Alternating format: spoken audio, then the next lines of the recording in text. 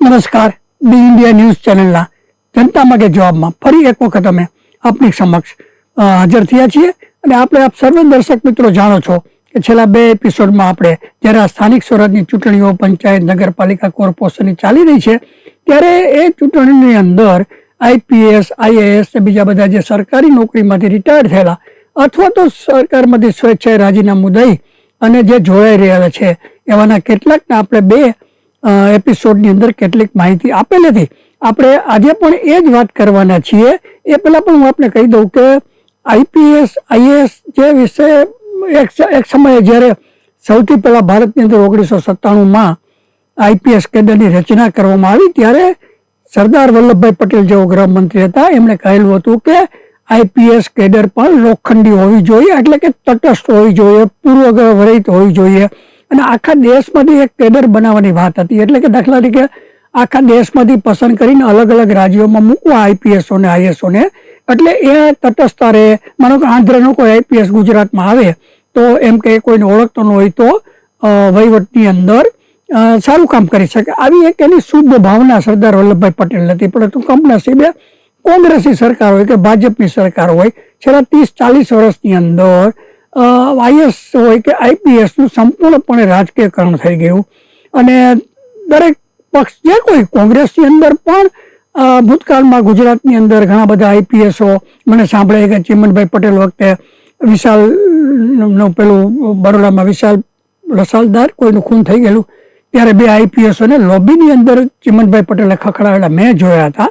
એટલે આપણે ત્યાં તકલીફ છેલ્લા 40-50 વર્ષથી એ થઈ છે કે આઈએસ અને આઈપીએસ કેડરનો રાજકીય ઉપયોગ વધુ થવા લાગ્યો છે. એમાં કોઈ બાકાત નથી. આ પક્ષ કે તે પક્ષ, આપવાળા પણ દિલ્હીની અંદર આ જ કામો કરતા હતા. એટલે મૂળ વાત એ છે કે આ બધા જ્યારે રાજકીયકરણના રંગે રંગાઈ ગયા હોય આઈપીએસઓ, ત્યારે પાછા એ ચૂંટણીમાં આવે અને તમે વિચાર કરો કે જેને 30 વર્ષ 35 વર્ષ આઈપીએસ તરીકે એર કન્ડિશન ચેમ્બરમાં બેસીને વહીવટ કરતા હોય ને પ્રજા સાથે ઉદ્ધત વર્તન કર્યું હોય, ભ્રષ્ટાચાર કર્યો હોય, ખોટા સાચા કેસ કરીને પૂરી દીધા હોય કોઈના કહેવાથી અથવા પૈસા લઈને, જે કાંઈ આવા 90% આજે કોઈ પણ તમે ગુજરાતનું પોલીસ સ્ટેશન હોય કે બિહારનું હોય કે ઉત્તર પ્રદેશનું હોય કે આંધ્રનું હોય, કોઈ નાગરિક પોલીસ સ્ટેશનમાં જાય તો બીતો જાય કે ગાળાગાળી સાંભળવા મળશે, આપણને ન્યાય મળશે કે નહીં. આવા લોકો પાછા એમાંથી નિવૃત્ત થઈને જ્યારે ચૂંટણી લડવા આવે 2 હાથ જોડીને મત લેવા, ત્યારે કેટલી હાસ્યાસ્પદ સ્થિતિ સર્જાતી હોય આપ કલ્પના કરી શકો છો. એટલે એ ગુજરાતની અંદર આપણે તો ગુજરાતમાં રહીએ છીએ એટલે આપણે આમાં ગુજરાતના આઈપીએસની થોડીક વાત કરીશું. તો આજે આપણે જે વાત કરવાના છીએ એ ડીજી વણઝારા નામના એક આપણે આઈપીએસ હતા અને એક જેને આપણે સેલ્યુટ કરવું પડે એવા ગુજરાતના પૂર્વ આઈપીએસ જેવો પાછળથી મંત્રી પણ બનેલા હતા ભાજપની સરકારમાં, એવા જસપાલસિંહની મુખ્ય વાત કરીશું. ને એ સિવાયના એક આરબી શ્રીકુમાર કે બીજા 2-3 જણાની પણ આપણે ટૂંકમાં એ વાત કરીશું કે ભાઈ આ આઈપીએસઓ રાજકારણમાં ગયા હતા તો કેટલા સફળ થયા, ન થયા, શા માટે થયા, શા માટે ન સફળ થયા, એની થોડીક વાત કરીશું. અને એ પછી આપણે હવે પછીમાં આઈએસઓની પણ વાત કરીશું કે ઘણા બધા આઈએસઓ પણ ચૂંટણીમાં ઉભા રહ્યા છે અને કેટલાક સફળ થયા છે ને કેટલાક સફળ નથી થયા. એટલે આપણે જે વાત કરી રહ્યા છીએ કે સ્થાનિક સ્વરાજની ચૂંટણીઓ હોય કે પંચાયતની હોય કે ધારાસભાની હોય, એની અંદર જે આઈપીએસ, આઈએસઓની આપણે વાત અગાઉના 2 એપિસોડમાં કરી છે. આ એપિસોડની અંદર પણ હું અગાઉ કહી ગયો એમ જસપાલસિંહ, ડીજી વણઝારા, આરબી શ્રીકુમાર એવા 2-4ની આપણે આજે થોડીક વાતો કરીશું અને પ્રજાને એ પણ ખ્યાલ આવશે કે ભાઈ ખરેખર આ લોકો પ્રજાની સેવા કરી શકશે કે કેમ. કેમ કે એક માનસિકતા હોય છે કે ભાઈ મેં સરકારની અંદર 25-30 વર્ષ એર કન્ડિશન ચેમ્બરમાં બેસીને મેં બધા હુકમ ચલાવ્યા હોય, આખા ગુજરાતની અંદર મેં મારું પોતાનું એક વર્ચસ્વ ઊભું કરવા માટે નોકરશાહીમાં હું ઝકડાઈ ગયો અને પછી હું રિટાયર થઈને સીધો હાથ જોડીને તમારી પાસે મત માંગવા આવું તો કયા નાગરિકને મારી પર વિશ્વાસ આવશે? હા, તમે જ્યારે અધિકારી હો અને એ અધિકારી તરીકે તમે લોકોની ચાહના મેળવેલી હોય, જેમ કે એક જમાનામાં એ જગદીશન કરીને રાજકોટના મ્યુનિસિપલ કમિશનર હતા અને પાછળથી કલેક્ટર થયેલા હતા, એને તો એટલી બધી લોકચાહના મેળવેલી હતી કે એના વિશે તો એક હિન્દી ફિલ્મ પણ બનાવવામાં આવી હતી. તો આવા પણ કેટલાક આઈએસ આઈપીએસ હોય છે કે જેને ખરેખર નોકરીના સમય દરમિયાન લોકોની ખેવના કરી હોય, લોકોની મુશ્કેલીઓની સમજ્યા હોય અને લોકો સાથે હળીભળીને રહ્યા હોય, તો એવા આઈપીએસ કે આઈએસ માનો કે રાજકારણમાં આવે તો સફળ થવાની થોડીક શક્યતા હોય છે. બાકી 90-95% તો જે નોકરિયાતો મેં કહ્યું નોકરશાહીના કોચલામાં ગૂંચવાઈ ગયા હોય ને હુકમ કરવા ટેવાયેલા હોય, પ્રજાનું શું થશે એને ખબર ન હોય, ગાડી બંગલો ટેલિફોન 2-3 લાખ પગાર ઉપલી આવકની વાત જવા દઈએ, તો એ બધા લોકો ક્યારેય પણ પ્રજાની સાથે આત્મીયતા કેળવી ન શકે. અને એ આત્મીયતા ન કેળવી શકો તમે તો પછી તમે લોકોની માનો કે કોર્પોરેટરમાં ચૂંટાયા કે ધારાસભામાં ચૂંટાયા તો તમારી કોઈ એનું તાદાત્મ્ય પ્રજા સાથે થતું નથી. જેમ કે આપણા ગયા વખતે મને સાંભળે છે કે RM પટેલ નામના આઈએએસ ઓફિસર જે છેલ્લે કૃષિ સચિવ હતા અને બહુ સારી કામગીરી કરેલી હતી, એ RM પટેલને એકવાર ભાજપે ટિકિટ આપી અને ધારાસભ્ય તરીકે રહ્યા, પરંતુ કોઈ નોંધપાત્ર કામગીરી કરી શક્યા નહીં. એટલે બીજી વાર એના બદલે ત્યાંના સ્થાનિક દર્શનાબેન વાઘેલા જે અત્યારે મંત્રી છે એને ટિકિટ આપી. એ તો આઈએસ હતા RM પટેલ. આઈએસ પટેલ ખરાબ નહોતા, પણ એ મેં કીધું ને કે જે આઈએસ ની અંદર એને જે ઈગો હોય, એને જે સત્તા ભોગવી હોય, એને જે પોતાનો એક પાવર ભોગવેલો હોય, એ આજે કોઈ નાગરિક હવે 8 વાગ્યા ઉઠીને એમ કહે કે પટેલ સાહેબ મારા ઘરે પાણી નથી આવતું કે મારે આ રેશન કાર્ડ નથી નાખતું, તો એને એ ગમે નહીં. કેમ કે એ આઈએસ ઓફિસરમાંથી એને જે એના જે કોચલામાં એને જે કામ કર્યું ને એમાંથી બહાર નીકળતા વાર લાગે. ત્યારે જે નોન આઈએસ હોય કે સામાજિક કાર્યકરમાંથી મંત્રી બને કે ધારાસભ્ય બને એને ખબર હોય. માનો કે દર્શનાબેન વાઘેલા સૌથી જે દલિતની અંદર પણ સૌથી નીચી જ્ઞાતિ ગણાય છે, વાલ્મીકી સમાજના છે, તો એના ઘરે તો કેટલાય સવારે 8 વાગ્યામાં આવતો હોય કે બેન પાણી નથી આવતું રેશન, તો એને એવું ન લાગે. એ ટેવાયેલા હોય. કેમ કે સીધા લોકોની જમીન સાથે જોડાયેલા હોય. આઈએસ આઈપીએસ IRS કેડરના લોકો સીધા જમીન સાથે જોડાયેલા હોતા નથી, એટલે થોડા એ લોકો સફળતા મેળવી શકતા નથી. કોન્સ્ટેબલો મેળવી શકે છે. મેં અગાઉના એપિસોડમાં કીધું તેમ CR પાટીલ સાહેબ હોય, બીજા આપણે કિરીટસિંહ ગોયલ ભૂતકાળમાં હતા, એવા જેઠાભાઈ ભરવાડ છે, ગોપાલભાઈ ઇટાલિયા છે, આવા 4-5 જણા જે સીધા કોન્સ્ટેબલમાં હતા, કેમ કે એ પણ પ્રજા સાથે સીધા સંકળાયેલા હતા, એટલે એ લોકો સફળ થાય છે. એટલે આજે આપણે વાત બે વ્યક્તિ વિશે વાત કરશું, DG વડજારા સાહેબ અને જસપાલસિંહ. ગરવી ગુજરાતના મોહનદાસ કરમચંદ ગાંધી, દયાનંદ સરસ્વતી, વીરચંદ ગાંધી, સરદાર વલ્લભભાઈ પટેલ, વીર નર્મદ, કનૈયાલાલ માણેકલાલ મુનશી, ભુલાભાઈ દેસાઈ, પુષ્પાબેન મહેતા અને મોરારજીભાઈ રણછોડભાઈ દેસાઈ વગેરે ભારતની આઝાદી, જનજાગૃતિ, સામાજિક બંધારણીય સભાની ચર્ચામાં ભાગ લઈને સંવિધાન ઘડતરની પ્રક્રિયામાં યોગદાન તેમજ 1975 થી 1977 સામે ઉભા થયેલા પડકારોનો સામનો કરવાની હિંમત દાખવવા માટે ભારતના રાજકીય ઇતિહાસના પાને અમરત્વ પામી ચૂક્યા છે. આ લોકોની કામગીરી બેસ્ટ હતી. આજે પણ ઇતિહાસમાં એને યાદ કરવામાં આવે છે. કમનસીબે આજે ગૌરવવંતી ગુર્જર ધરતીને હાલ ખાખી વર્દી ધારણ કરનારાઓ, કેટલાક ખાખી વર્દી એટલે પોલીસ અમલદારો કેસરિયા કરીને અર્થાત સ્થાનિક સ્વરાજની ચૂંટણીઓ દરમિયાન બિન ભાજપી ઉમેદવારોને ચૂંટણીના મેદાનમાં અને એને મોકલા છે. હવે તમે વિચાર કરો કે આ પોલીસ વાળા જે ચૂંટણી લડી રહ્યા છે એને લાલચ આપીને કે ભય અને આતંક ફેલાવીને અને એવું વાતાવરણ નિર્માણ કરવામાં આવે છે કે ભાજપ હોય કે કોંગ્રેસ હોય, એ રાજકારણની અંદર એક જે એનું ગૌરવ હોવું જોઈએ એ ગૌરવ રહેવા દેતા નથી. હમણાં જો સાંતેજ પોલીસ સ્ટેશનના પોલીસ ઇન્સ્પેક્ટરની બદલી થઈ ગઈ હતી, પણ છતાં ત્યાં રોકાઈને એ પોતે એની જે પોતાની કાયદામાં કે મર્યાદામાં ન હોય એવા કામો કરી રહ્યા હોવાની ફરિયાદ ચૂંટણી પંચ સમક્ષ હજી 2 દિવસ પહેલા થઈ છે. સત્તાવાર રીતે એની ફરિયાદ થઈ છે. એવી જ રીતે એક પોલીસ અમલદારે એક ખેડૂત આંદોલનકારી અને એક રાજકીય પાર્ટીના કાર્યકરને પણ આ રીતે લોભ લાલચ આપી અને પક્ષપલટો કરાવ્યા હોવાના સમાચાર પણ પ્રસિદ્ધ થયા છે. જે આ ખરેખર મેં કહ્યું એમ કે પોલીસ અમલદારોનું કામ જ નથી. હવે આવા પોલીસ અમલદારો પાસે ચૂંટણી લડે છે એમ મારો કહેવાનો મતલબ છે. આમાં કોઈ રાજકીય ભાજપ કે કોંગ્રેસની ટીકા કરવાનો કોઈ મતલબ જ નથી. આ જે પોલીસની મેન્ટાલિટી છે એની વાત કરું છું. અને ગુજરાત IPS એસોસિએશનના પરંપરાગત રીતે નવનીત પ્રમુખ જ્ઞાનેન્દ્રસિંહ મલિક હજુ એક સેન્ડલ ઉપર ખાકી વર્દીધારીઓની નિષ્પક્ષ રહેવાની જગ્યાએ પોલિટિકલ એજન્ટ કે દલાલ બની ગવાના આરોપો જે થયેલા છે પોલીસો ઉપર, એની સ્પષ્ટતા કરવાની નૈતિક હિંમત દાખવી શક્યા નથી.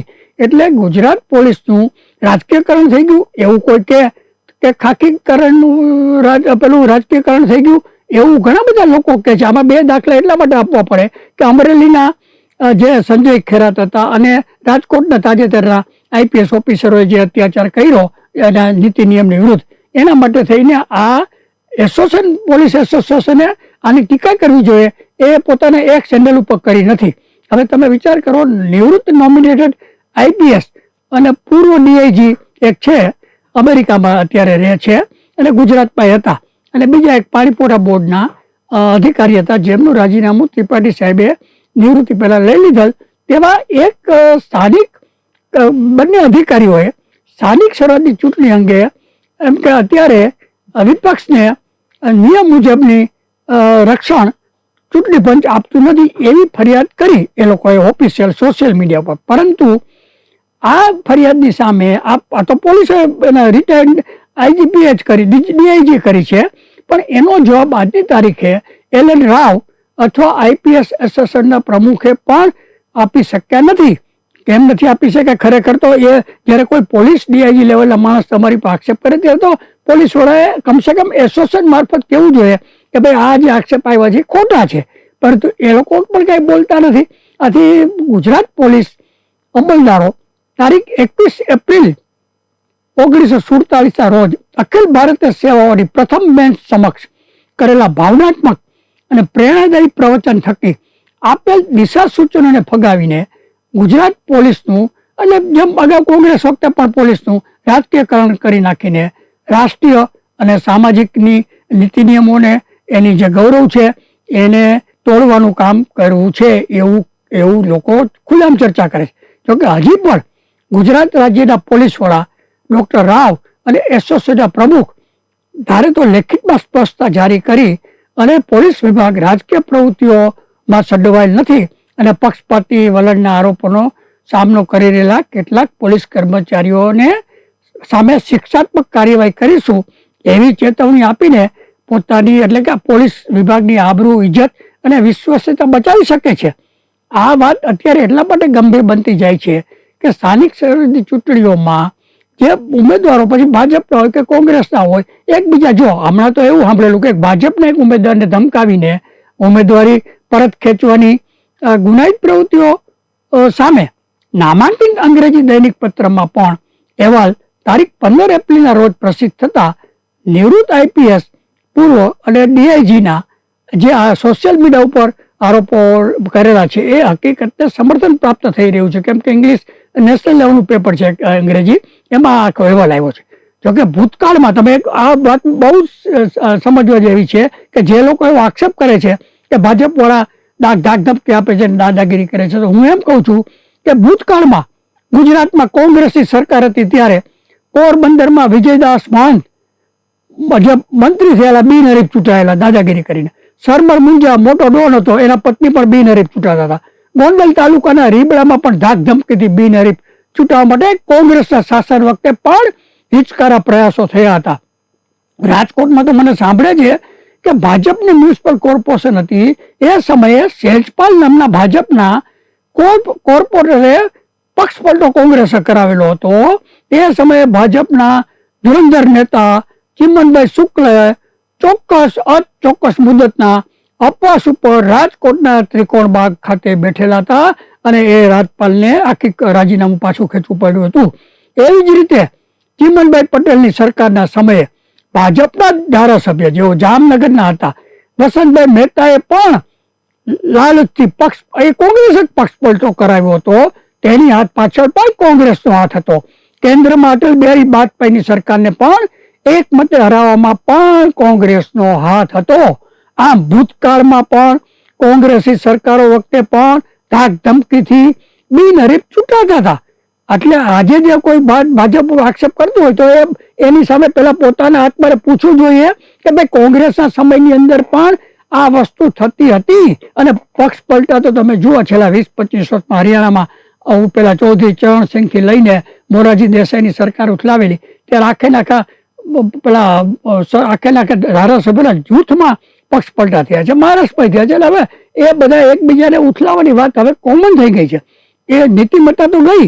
મૂળ વાત ઉપર આવીએ તો પોલીસ અમલદારો પોતાની મૂળ ફરજ બજાવવાની જગ્યાએ સત્તાધારી પક્ષના નેતાઓના બૂટ પોલીસ કરવાનું કામ કરીને મલાઈદાર પોસ્ટિંગ અને નિવૃત્તિ હોય ત્યારે ધારાસભા કે વિધાનસભા કે પંચાયતની ટિકિટ મેળવવા તલપાપડ હોય છે. અહીંયા વચ્ચે એક વાત કહી દઉં કે પોલીસ ડિપાર્ટમેન્ટના ભ્રષ્ટાચારો નાબૂદ કરવા અને એને સ્વચ્છ બનાવવા માટે પ્રકાશસિંહ નામના અત્યારે 94 વર્ષની ઉંમરના નિવૃત્ત આઈપીએસ છે, એમણે સુપ્રીમ કોર્ટની અંદર અપીલ કરી છે કે ભાઈ આમની બદલી બઢતી કે બીજા બધા પોસ્ટિંગ માટે એક સોફ્ટવેર બનાવવામાં આવે અને ઓછામાં ઓછું એમાં ભ્રષ્ટાચાર થાય એવી સિસ્ટમ વિકાસવામાં આવે. એવી 10 વર્ષ પહેલા સુપ્રીમ કોર્ટમાં અરજી કરેલી છે, પરંતુ હજી એનો કોઈ નિકાલ નથી થયો. તમે વિચાર કરો કે પોલીસની આખી મૂળભૂત સિસ્ટમ તમે જો ફોરેનની અંદર જાઓ બોબી, તો ત્યાં 99% પોલીસ તમને ભ્રષ્ટાચારી કે નીતિ નિયમની વિરુદ્ધ કામ કરતી જોવા નહીં મળે.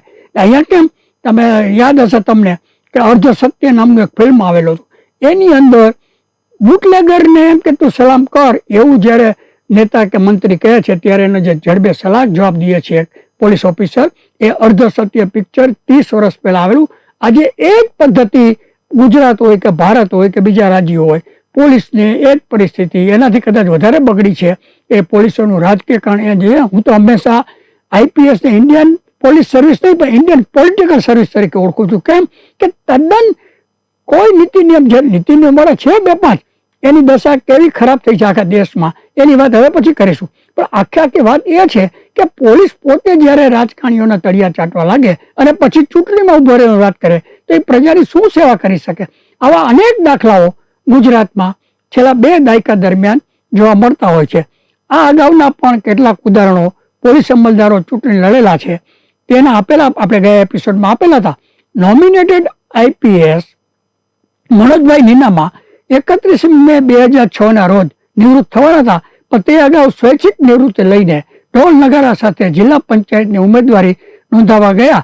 તેથી આવા બીજા કિસ્સાઓની પણ મીડિયામાં ચર્ચા થવા લાગી અને ગુજરાત પોલીસ ભવન જાણે ગુજરાત રાજકારણ ભવન બની ગયું તેવું વાતાવરણ આજે ખુદ પોલીસવાળા ચર્ચા કરતા પોલીસ મેળામાં. અને નીનામા સિવાય અન્ય પોલીસ કર્મચારીઓની રાજકીય પ્રપંચ લીલાઓ પ્રસિદ્ધ થવા લાગી છે, જેના ભાગરૂપે અત્યારે અમુક પોલીસ અધિકારીઓની રાજકીય કારકિર્દી વિશે ચર્ચા છેડવી અનિવાર્ય લાગે છે. આમાં સૌથી પહેલા આપણે આજે ડીજી વણજારા ની વાત કરીશું. ડીજી વણજારા મૂળભૂત રીતે હું જાણું છું ત્યાં સુધી એ મૂળ કોંગ્રેસની વિચારધારા ધરાવતા અને 2001 ખાસ અમરસિંહ ચૌધરીના, અહીંયા એક વાત કહી દઉં કે અમરસિંહ ચૌધરીના ખાસ હતા અને કદાચ અમરસિંહ ચૌધરીના બીજા પત્નીની દીકરીનો જે ગાંધીનગરમાં બંગલો છે એ એને સસ્તા ભાવે, સાવ મફતના ભાવે અમરસિંહભાઈ આપેલો છે, એટલે અમરસિંહભાઈ સાથે એના સંબંધ છે.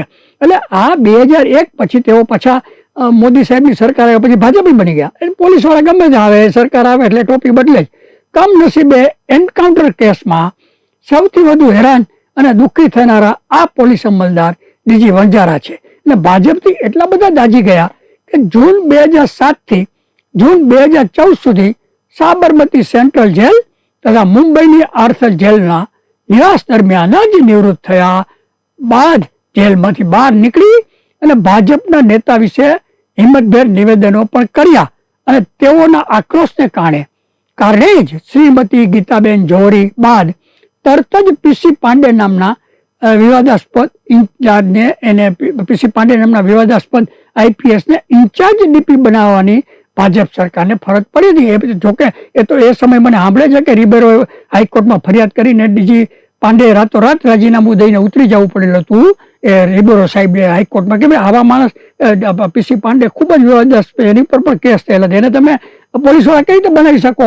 એવી હાઈકોર્ટમાં હિયરિંગ થાય એ પહેલા જ પીસી પેલા પાંડે સાહેબે રાજીનામું દઈ દીધેલું. ત્યારબાદ ડીજી વણજારાની બોલતી બંધ કરવા, જુઓ આ સરકાર કોઈ પણ હોય, તમે પોલીસની મર્યાદામાં ન રહો તો સરકાર શું કરી શકે? કોંગ્રેસે ભૂતકાળમાં કરેલું અને ભાજપની સરકારે કરી રીતે બતાવ્યું કે ડીજી વણજારા જ્યારે ભાજપની સામે પડ્યા ત્યારે એની બોલતી બંધ કરવા માટે એને પહેલા તો એને ઓબ્લાઇઝ કર્યા, જૂની તારીખથી એને બઢતી આપી દીધી, લાખો રૂપિયા પગારના ડિફરન્સ આપ્યા. અને એના પછી શું થયું? ભાજપને એમ થયું કે કંટ્રોલમાં નહીં રહે એટલે તેઓના પુત્રને, પ્રથમ એનો પુત્ર કંઈક મામલતદાર અને ડેપ્યુટી કલેક્ટર હતા, એને વડોદરામાં એસીબીના છટકામાં પકડાવી અને પછી કીધું કે કંટ્રોલમાં રહો તો છોડી દઈ, અને એના દીકરાને પછી નિયમની વિરુદ્ધ પકડ્યા, પછી રેડન પકડ્યા, પછી એને સમરી ભરી છોડી મૂકી, અને આજે એને અધિક કલેક્ટરની બઢતી પણ આપવામાં આવી. એના ભાઈ કેજી વણજારાની દીકરી મંજીતા વણજારાને પણ ચેતવણી આપવામાં આવેલી હતી. એટલે તમે જો પોલીસમાં રહી રિટાયર્ડ થઈને તમે સરકાર લેવા પડો તો તમારે ભોગવવું પડે. જે સત્તાધારી પક્ષ છે કે થોડો ભજન મંડળી ચલાવવા બેઠો છે, કોંગ્રેસ હોય કે ભાજપ તો આવું કરે જ. અને અન્ય સામ દાન દંડની ભેદની નીતિથી તેઓએ રાજકીય પાર્ટીનો ફુગો ફોડી નાખવામાં ભાજપને સફળતા મળી. બીજી વાર જ્યારે એક રાજકીય પાર્ટીએ બનાવેલી, હું એની પ્રેસ કોન્ફરન્સમાં પણ ગયેલો હતો. ગયા મહિને ફાગણી પૂનમે તેઓએ ફરીથી ભાજપી કેસરીઓ ધારણ કરી રાજકારણમાં પૂર્ણ જંપ લાવવાની જાહેરાત કરી છે. ભગવાન જાણે હવે ભવિષ્યમાં એને ટિકિટ આપશે કે એના ભાઈઓને કે કોણે, એ હવે ભાજપે નક્કી કરવાનું છે. હું નથી માનતો કે એને ટિકિટ આપે. હાલ વણજારા બંધુઓ કઈ રાજકીય પાર્ટીમાં છે તે તો તેઓ પણ નહીં જાણતા હોય. આ વાતનું પુનરાવર્તન એટલા માટે કરવું પડ્યું છે કે ડીજી વણજારા જેવા બીજા અન્ય પોલીસ અમલદારો રાજકારણના કિચડમાં ફસાયા બાદ સાવ નિષ્ફળ ગયા અને ધોબીના કૂતરા જેવી હાલત થઈ ગઈ. જેમ કે પોલીસ ઇન્સ્પેક્ટર મેવાડા, એ પેલા આમ આદમી પાર્ટીમાં જોડાયા હતા અને પોલીસ હતા, એટલે સ્વાભાવિક છે કે થોડી ઘણી પબ્લિસિટી મળે. એ બાદ એક આરટીઆઈ એક્ટિવિસ્ટે એની વિરુદ્ધમાં એની મિલકતો શું છે, એના ભૂતકાળમાં કારનામો શું છે, એ બધી માહિતી માંગી. એમાં અપ્રમાણસરની મિલકતના મુદ્દે ફરિયાદો કરાવીને હેરાન પરેશાન એ થઈ ગયા, અને પછી તો એને ના છૂટકે આમ આદમી પાર્ટીમાંથી ભાજપમાં જોડાઈ ગયા. કારણ કે 2 નંબરની મિલકતનો મુદ્દો મેં તમને વારંવાર કીધું છે કે મોટા ભાગના પોલીસ ઓફિસરો પોતાની 2 નંબરની આવક અને 2 નંબરના ભૂતકાળના ધંધા કે ફરિયાદોને દબાવવા માટે જે તે સત્તાધારી પાર્ટીમાં જોડાઈ જતા હોય છે. એટલે હાલ ભાજપની હાલત, ભાજપ પોતે તો કઈ એવું ન કે ન આવો, પણ આ પોલીસ અમલદારો મોગલ શાસક જેમ હતું એવી રીતે મોગલ શાસનના પગલે ચાલી અને આ બધા જે હિન્દુમાંથી ઇસ્લામ અંગીકાર કરેલા માણસોની ટોળી હતી તેવી આ પોલીસ વાળાઓ પોતાની જાતને બનાવી અને ભાજપમાં પોતાના પાપો છુપાવવા માટે જોડાઈ જાય છે. બળજબરીથી કોંગ્રેસમાંથી ભાજપી બનેલા વટલાયેલા અને ભયભીત રાજકારણીઓની ટોળી, જેને કહ્યું ઔરંગઝેબ શાસન યાદ આવે છે. પોલીસ વાળાના કારણોને કારણે આજે ઔરંગઝેબ જેવી જ કાર્યવાહી પોલીસ લોકો કરે છે.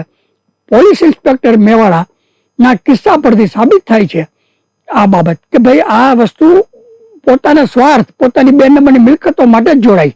જોકે વણજારા અને મેવાડાના જેવા રાજકારણીઓ પોલીસ અમલદારોની દુઃખદ કહાની સામે રોચક અને રસપ્રદ કહાની એટલે સ્વર્ગસ્થ જસપાલ સિંહની સચોટ કહાની છે. 1957ની બેચના સીધી ભરતીના આઈપીએસ સ્વર્ગસ્થ જસપાલ સિંહ આક્રમક અને પ્રભાવી વ્યક્તિત્વના સ્વામી હતા. મેં એને મળેલો છું. ઓસ્ટ્રેલિયાથી આવતા ત્યારે હું એને સિંગાપુરથી ફ્લાઇટમાં ભેગો હતો અને અવારનવાર મળતો હતો, બહુ ખૂબ જ મળેલો છું. તેઓ આજના ગુજરાતના આઈપીએસ અમલદારો રાકેશ અસ્થાના, કે શર્મા, ખંડવાવાલા, જે કે ભટ્ટ, રાજીવ રંજન ભગત જેવા માટી પગાર નહોતા, પોતાનું વ્યક્તિત્વ જાળવી રાખવામાં માનતા હતા. મને બરાબર યાદ છે, ગાંધીનગર સર્કિટ હાઉસમાં લગભગ 45 વર્ષ અગાઉ એક આઈપીએસ અમલદાર, એ સમયે એનું નામ મને યાદ નથી, નહીં તો નામે બોલત, કોંગ્રેસના તે વખતના એક કેબિનેટ મંત્રી માટે વિસ્કીની બોટલ લઈને સર્કિટ હાઉસમાં આવેલા. ત્યારે સ્વર્ગસ્થ જસપાલ સિંઘે જાહેરમાં સર્કિટ હાઉસની લોબીમાં ત્રાડ પાડીને પોતાના સાથી આઈપીએસને કહી દીધેલું કે મંત્રીની માટે દારૂની બોટલ લાવીએ એ આઈપીએસનું કર્તવ્ય નથી. વડોદરા શહેરના પોલીસ કમિશનર હતા ત્યારે સુહદ ગાયત્રી નામની દવાની ફેક્ટરીના કામદારોએ હડતાલ પાડી. ત્યારે આ હડતાલ તોડી પાડવા માટે કોંગ્રેસનું સરકાર, કદાચ ત્યારે માધવસિંહભાઈ સોલંકીની સરકાર હતી, એને દબાણ કર્યું કે આ પોલીસ કમિશનરે કે તમે હડતાલ તોડાવી નાખો કર્મચારી. ત્યારે પણ સ્વર્ગસ્થ જસપાલ સિંઘે સ્પષ્ટ શબ્દોમાં કહી દીધેલ કે કામદારોની હડતાલ તોડવાનું કામ પોલીસનું નથી. પોલીસનું કામ તો કાયદો વ્યવસ્થાનું છે. દવાની ફેક્ટરીના કામદારોની હડતાલને કારણે કાયદો અને વ્યવસ્થા જોખમમાં ન મુકાય તેની માત્ર જવાબદારી પોલીસની છે, જે અમે કરી રહ્યા છીએ. પણ અમે એની હડતાલ તોડાવશું નહીં. વડોદરામાં નરસિંહ ભગવાનનો વરઘોડો દર વર્ષે ધામધૂમથી નીકળે છે, પણ કોમી તંગદિલીના કારણે 40 વર્ષ અગાઉ વરઘોડો ન નીકળે તેવી પરિસ્થિતિ હતી. આ સંજોગોમાં પોલીસ કમિશનર તરીકે સ્વર્ગસ્થ જસપાલસિંહે પોતે અંગત જવાબદારી પોતાના માથે લીધી અને ભારે ધામધૂમથી નરસિંહ ભગવાનનો વરઘોડો વડોદરામાં સફળ પોલીસ બંદોબસ્ત સાથે કાઢવામાં આવતા નગરજનો એ સમયે પોલીસ અમલદાર ઉપર પુષ્પવર્ષા જાહેરમાં કરી અને હાર તોરા કર્યા હતા. મને બરાબર યાદ છે. બીજી બાજુ વણઝારા જ્યારે વડોદરામાં ડેપ્યુટી પોલીસ કમિશનર હતા ત્યારે અનામત વિરોધી આંદોલન દરમિયાન એક તોફાની વિદ્યાર્થીની આગેવાનને પોલીસ સ્ટેશનમાં ધરપકડ હેઠળ લાવેલા અને એ વિદ્યાર્થીનીએ પાણીની માંગણી કરી ત્યારે ક્રોધથી ભભૂકી ઉઠેલા ડીજી વણઝારાએ એવું બોલ્યા હોવાનો આરોપ થયેલો કે તારે મારું મૂત્ર પીવું હોય તો કહેજે, પાણી તો નહીં જ મળે. આ શબ્દ એ સમયે પોલીસ સ્ટેશનમાં બહુ વિખ્યાત થયેલા ઉહા થઈ ગયેલી હતી. આ બાબત જે તે સમયે કોઈ ન્યૂઝપેપરમાં પણ આવેલી કથા હતી, પરંતુ અમે તમને સમર્થન કરતા નથી, પણ હું જાણું છું કે આવો બનાવ બનેલો હતો.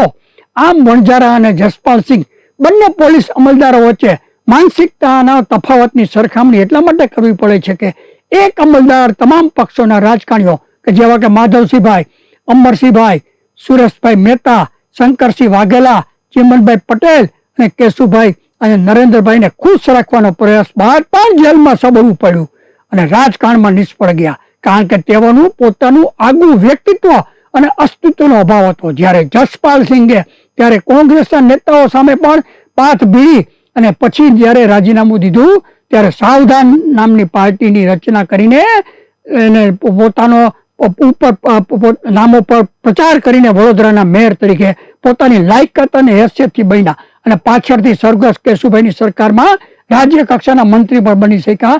જે સરકારી અમલદાર પોતાના વ્યક્તિત્વ અને આગવી પ્રતિવાદી રાજનીતિની પ્રતિવાદી પ્રવેશ કરે છે તેવા કદાચ સફળ થઈ શકે છે. અરવિંદ કેજરીવાલ, જસપાલસિંહ અધિકારીઓ હતા અને ઉદાહરણ છે. આરબી શ્રી કુમાર નામના 1971ની બેચના ગુજરાતના આઈપીએસ થોડોક સમય માટે આમ આદમી પાર્ટીમાં જોડાયા હતા, પરંતુ પછી તીસ્તા ક્ષેત્રવાળી એનજીઓમાં જોડાઈ ગયા અને વિદેશ પ્રવાસે પણ ગયા હતા. અને હમણાં તાજેતરમાં એને પુસ્તકમાં લખ્યું, સંતારવાદક છે, ધાર્મિક ગ્રંથોનો ઊંડો અભ્યાસ અને સંસ્કૃતના વિદ્વાન એવા આરબી શ્રી કુમારને હું જેલમાં મળેલો છું. મૂળ કેરળના છે અને સામ્યવાદી હોવાની છાપ ધરાવે છે. હિન્દુ ધર્મના ખૂબ જ ઊંડા જાણકાર હોવા છતાં તેઓ ભારતીય જનતા પાર્ટીની રીતિ નીતિના લેફ્ટિસ્ટ હોવાને કારણે વિરોધી હતા. એના કારણે 75 વર્ષે ભાજપ સામે સચ્ચાઈની લડત લડવા ગયા તો તેને જેલવાસ ભોગવવો પડ્યો અને જેને હું જેલમાં પણ મળેલો હતો 75 વર્ષની ઉંમરે. આમ પોલીસ અમલદારોએ સરદાર પટેલના 21 એપ્રિલ 1997ના પ્રવચનમાંથી બોધપાઠ લઈને સંપૂર્ણપણે બિન રાજકીય રહેવું જોઈએ અને રાજકારણના રવાડે ચડીને અમલદાર તરીકેની પ્રતિષ્ઠા પણ નાબૂદ થઈ જતી હોય છે. ઘણીવાર મોટા ભાગના આઈપીએસ અમલદારો પોતાના 2 નંબરના પૈસા સફેદ કરવા માટે જ સત્તાધારી પાર્ટીમાં જોડાતા હોય છે. આમ આજે આપણે જે વાત કરી છે એ મૂળભૂત રીતે આઈપીએસ અમલદારો કેમ સફળ નથી થતા રાજકારણમાં ને કોઈ સફળ થાય છે તો કેમ, એની વાત કરી. હવે પછી ફરીથી આપણે એક વખત આ જ વિષય ઉપર આગળ આપણે આઈએસ ઓફિસરોની વાત લઈને આવશું. નમસ્કાર, જય હિન્દ, ગરવી ગુજરાત.